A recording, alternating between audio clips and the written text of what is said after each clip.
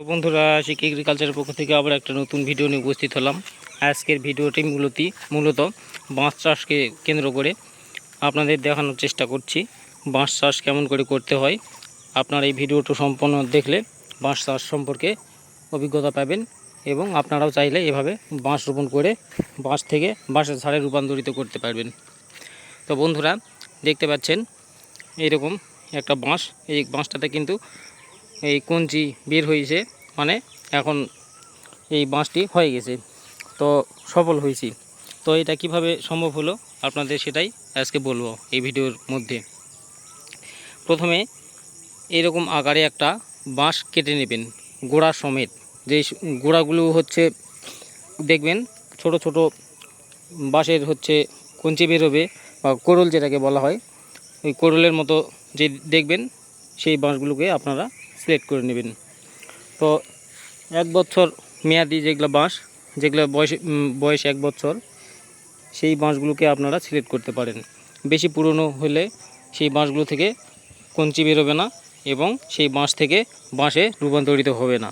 তো আপনারা সবসময় চেষ্টা করবেন 1 বছর বয়সী যে বাঁশগুলো, সেই বাঁশগুলো সিলেক্ট করবেন। সেই বাঁশগুলো গোড়ার সমেত উঠিয়ে নিয়ে এসে এইভাবে মাটিতে রোপণ করবেন এবং বাঁশটি সোজাসুজি না রোপণ করে এরকম একটু হেলে রোপণ করার চেষ্টা করবেন।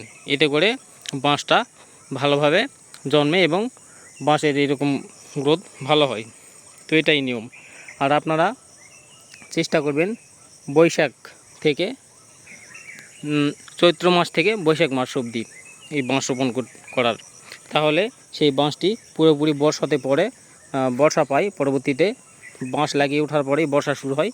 তো বর্ষা শুরু হওয়ার পরে আপনারা এই বাঁশটিকে সাকসেস হিসাবে দেখতে পাবেন বাঁশের থোপে। তো এখানে আরেকটা দেখতে পাচ্ছেন বাঁশের থোপ, বাঁশ লাগাইছি। তো এটাতেও হচ্ছে কঞ্চি বের হয়েছে। তো সামনে বছর গোড়া থেকে কোরল বের হবে। এবার এরকমই থেকে যাবে কঞ্চিগুলো বের হওয়ার পরে। এখান থেকে একটা কোরল বের হবে, দেখতে পাচ্ছেন এই গোড়াটা, এখান থেকে একটা কোরল বের হবে, এখান থেকে একটা বাঁশ উৎপন্ন হবে এবং পরবর্তী বছরগুলোতে এরকম দুইটা একটা করে বাঁশ বের হতে হতে একটা বাঁশের থোপে পরিণত হবে। আপনারা চাইলে এভাবে বাঁশ রোপণ করে সফল হতে পারেন। বন্ধুরা, দেখতে পাচ্ছেন একটু দূরে দেখানোর চেষ্টা করছি যে এখানে একটা বাঁশের থোপ হয়েছে নতুন। তো এটা কয়েক বছর আগে রোপণ করা কয়েকটা বাঁশ হয়েছে। তো তার পাশে আরেকটা দেখতে পাচ্ছেন বন্ধুরা, ওই যে ওটাও একটা বাঁশের থোপ। এই পাশে দেখানোর চেষ্টা করছি, এই পাশে একটা নতুন বাঁশের থোপ। তো এরকম আমি বাঁশের থোপ বেশ কয়েকটা করছি। তো এই সাইডে আরও কয়েকটা দেখতে পাচ্ছেন বাঁশ রোপণ করেছি, এগুলোতে কঞ্চি এসেছে। তো এরকম আপনারাও চাইলে বাঁশ রোপণ করে সাকসেস হতে পারবেন, তো এই পন্থা অবলম্বন করে। আর গত বছর একটা বাঁশ লাগিয়েছিলাম, সেটাতে কঞ্চি অবস্থায় ছিল এরকম। আর এবছর এসে দেখতে পাচ্ছেন এই বাঁশের গোড়া থেকে আবার একটা বাঁশ বের হয়েছে এরকমভাবে। তো এই বাঁশটা মূলত চিকন বাঁশ হয়েছে প্রথম বছর, যেহেতু এখন বছর যাবে আর আস্তে আস্তে এরকম বড় বাঁশে রূপান্তরিত হবে, মোটা বাঁশে রূপান্তরিত হবে। তো এটা প্রথমের জন্য এই বাঁশটি এরকম চিকন হয়েছে। তো এই বাঁশের থোপে এবং 2-3 বছর পর এখানে বড় একটা থোপে রূপান্তরিত হবে। তো আপনারা চাইলে এভাবে রোপণ করে সাকসেস হতে পারেন।